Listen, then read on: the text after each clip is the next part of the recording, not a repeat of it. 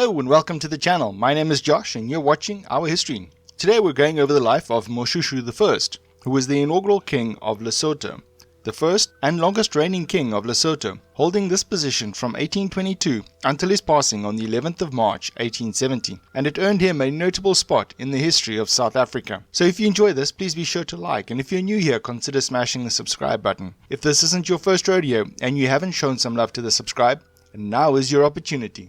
Thank you for watching. Moshoeshoe I.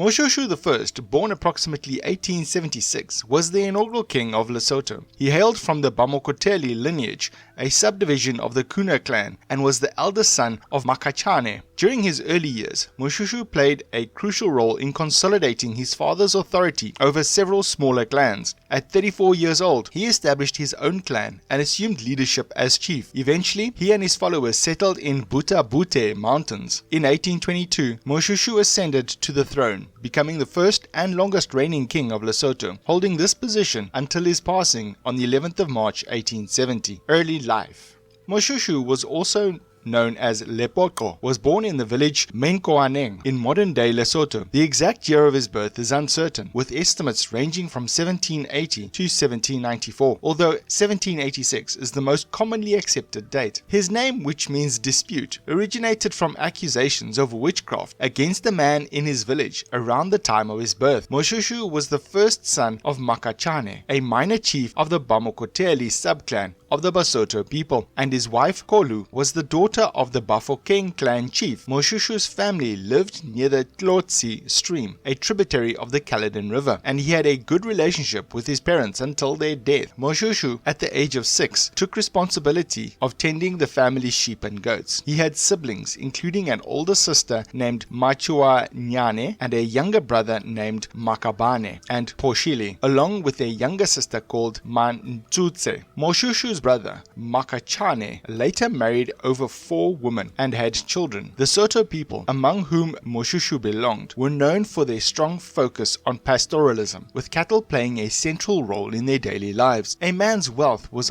often determined by the number of cattle he possessed. During his initiation, Moshoeshoe received the name Letlama, which means strong bond. He showcased his bravery and leadership skills by organizing a successful cattle raid against Ramohaneng, capturing multiple herds. Following this accomplishment, he composed a self-praising poem where he likened himself to a razor that had shaved all of Ramohaneng's beards. In Sesotho language, the razor is referred to as making a shoo-shoo sound. Consequently, he became known as Moshoeshoe, meaning the shaver. Additionally, he identified himself as being the person of Kali, indicating that he was a descendant of the great Kali or Monaheng, who is considered the ancestor of the Koena people in Lesotho, excluding the senior Bamulebele. During the early 19th century, Moshoeshoe, along with his followers from various clans, including the Koena, Bamokoteli, and some Bafokeng, established their village at Butha-Buthe. This period coincided with the rise of the powerful King Shaka Zulu and a tumultuous time known as the Time of Troubles or Defakwane. Shaka conducted raids and incorporated smaller chieftains into his expanding Zulu chiefdom along the eastern coast of southern Africa. These attacks forced many clans, including the Soto people led by Moshoeshoe, to flee. Consequently, Moshoeshoe relocated his settlement to the Kiloane Plateau to escape the aggression of the invading Nguni clans. The name was later changed to Tabobosiu, or mountain at night, because it was believed to grow during the night and shrink during the day. It proved to be an impassable stronghold against enemies. By the later part of the 19th century, Moshoeshoe established the nation of the Basotho in Basotho land. He was popularly known as Morena e Moholo, a Morena or Basotho, a great king or king of the Basotho. Reign.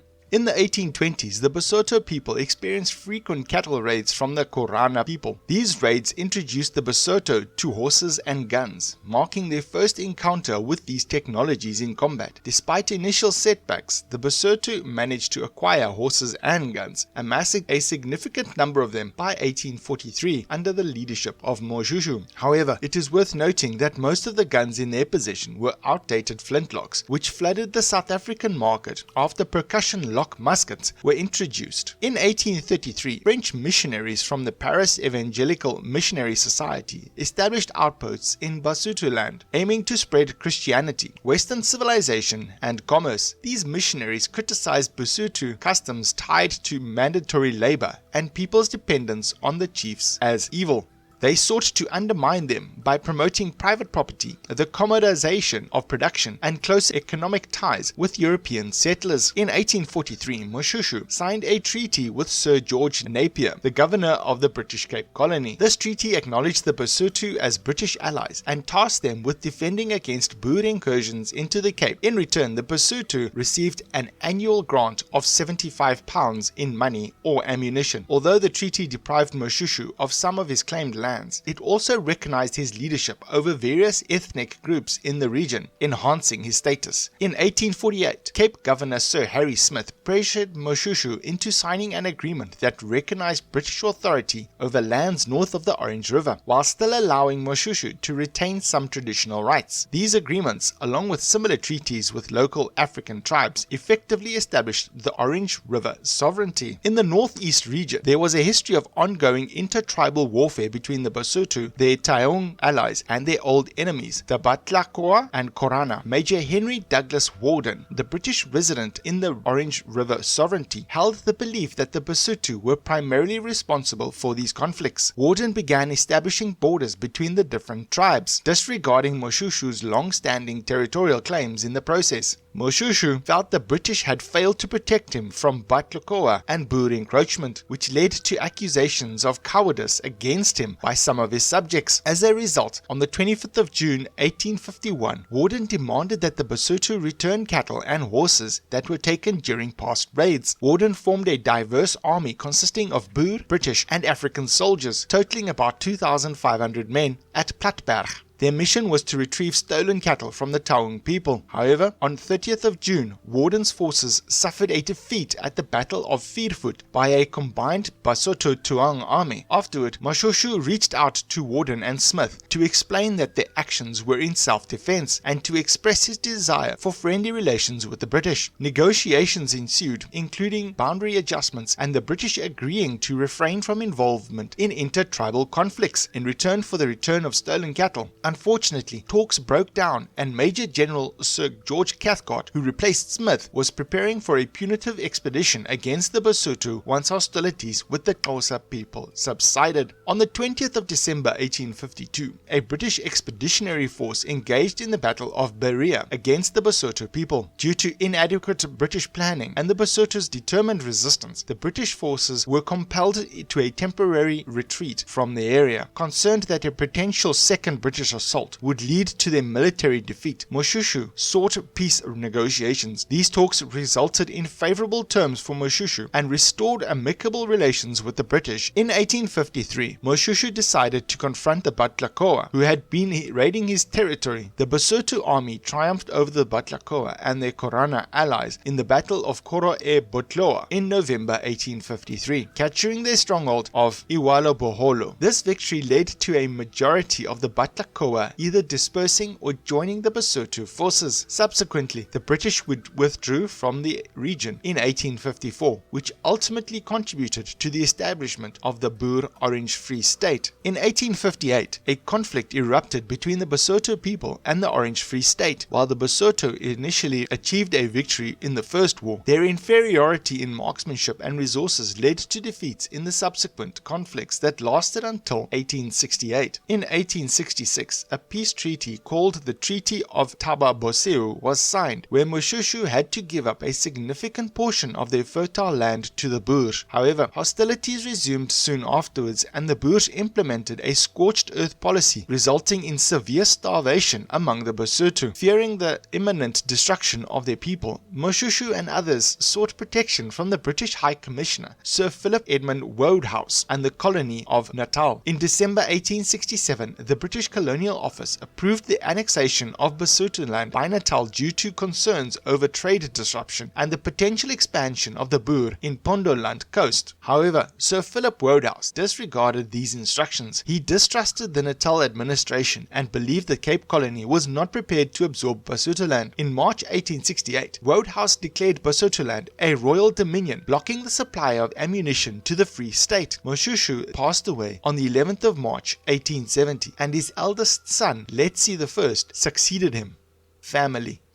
In 1810, Moshoeshoe entered into marriage with Mabela, the daughter of the Bafokeng chief Sipipe. This union, arranged by Moshoeshoe's father and Mabela, took the name Mamohato upon becoming his senior wife. The couple had a loving relationship and were blessed with 4 sons named Letsie, Malapo, Masopa, and Majara, along with a daughter named Mate. However, tragedy struck in 1834 when Mamohato passed away. The cause of her death remains uncertain, as some sources suggest it was due to complications during childbirth, while others attribute it to a violent domestic dispute triggered by her alleged infidelity with one of Moshoeshoe's key counselors. Moshoeshoe practiced polygamy and had a significant number of wives. In 1833, he had 30 wives, and a number increased to 140 by 1865. Although the names of only 17 of his wives have been traced, it is known that polygamy allowed Moshoeshoe to form alliances with other chiefs and gain wealth through his subjects' cultivation of his wives' fields, as per Soto customs. After the death of his wife Mamohato, Moshoeshoe considered himself a widower.